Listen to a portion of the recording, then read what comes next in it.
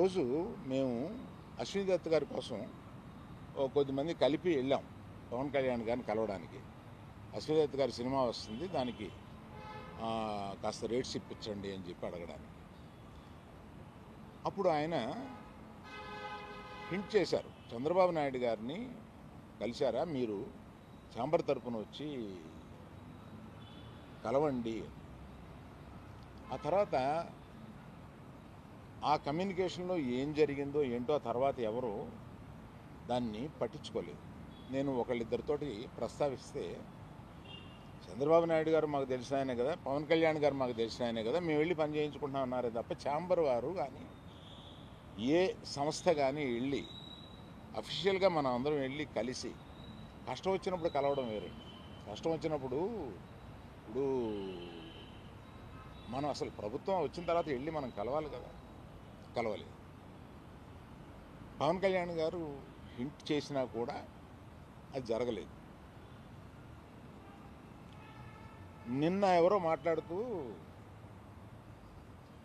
మాది ప్రైవేట్ వ్యాపారం, ప్రభుత్వానికి సంబంధం ఏముంది, ప్రభుత్వానికి సంబంధం లేదు, నేను కరెక్ట్గా చెప్పలేనది, ఆ అర్థం వచ్చేటట్టు మాట్లాడారు.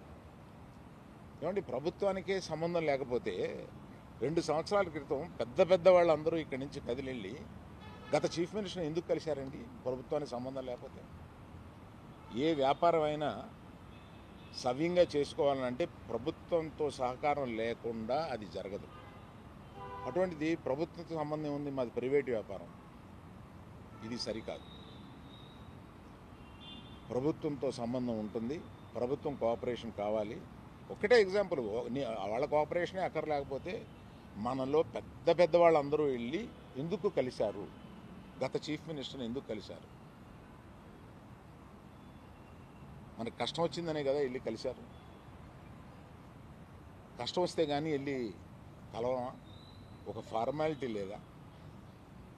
అందువల్ల మినిస్ట్రీ నుంచి వచ్చింది నేను చదివాను, అది చాలా సమర్థనీయంగా ఉంది, ప్రశ్నలు కరెక్ట్గా ఉన్నాయి. నిజంగానే సమస్యలు ఉన్నాయండి. స్టాండ్ అలోన్ థియేటర్స్కి సమస్యలు 100% ఉన్నాయి. ఇవాళ వాళ్ళ మనుగడ కూడా కొంత కష్టం అవుతుంది. ఆ మనుగడ కష్టమైనప్పుడు వాళ్ళందరూ ఏకమై వచ్చి ఏం చేయాలా అని ఒక నిర్దిష్టమైన దీంతో కాకుండా ఇట్లాగా మేము మూసుకుంటున్నాము థియేటర్లో, ఇప్పుడు మీరు మాతో సంభాషణకి రండి, అది నాకు నచ్చక నేను వెళ్ళలేదు, అందరికీ వెళ్ళొద్దు అని చెప్పాను. మీరు దయచేసి, నేను మీకు కొన్ని ప్రశ్నలు ఉంటాయి, మీరు ప్రశ్నలు అడగొచ్చు. కేవలం మనం ఈ సమస్య వాళ్ళ మాట్లాడుకున్న దానికి పరిమితం చేయకపోతే జనరల్గా ఏమవుతుందంటే మీరు ఏదో అడుగుతారు, నేను ఏదో చెప్తాను, అది హెడ్డింగ్లోకి వెళ్ళిపోతుంది. అలా కాకుండా ఇవాళ హెడ్డింగ్ 1500 థియేటర్లు ఉంటే నా దగ్గర 15 మాత్రమే ఉన్నాయి, ఆ నలుగురిలో నేను లేను.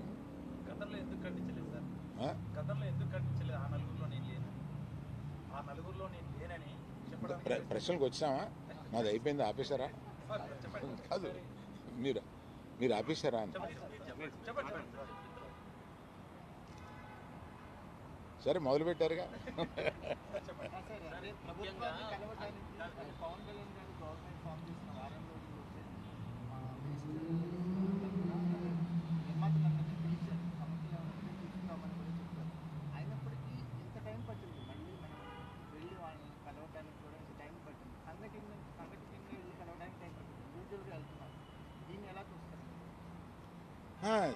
ఛాంబర్ ముందుకు రావాలండి.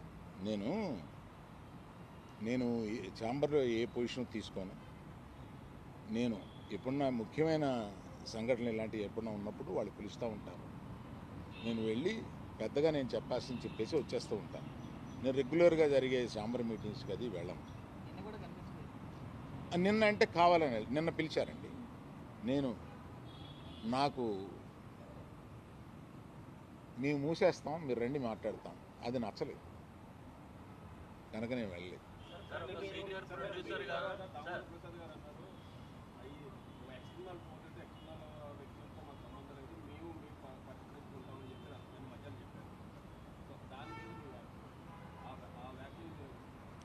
అంటే మాలో మేము పరిష్కరించుకుంటాం అన్నది ఏంటంటే, నిర్మాత, డిస్ట్రిబ్యూటరు, ఎగ్జిబిటరు మధ్యలో సమస్యలు ఉంటే మేము పరిష్కరించుకుంటాము అని అనుకుంటారు అని అనుకుంటున్నాను.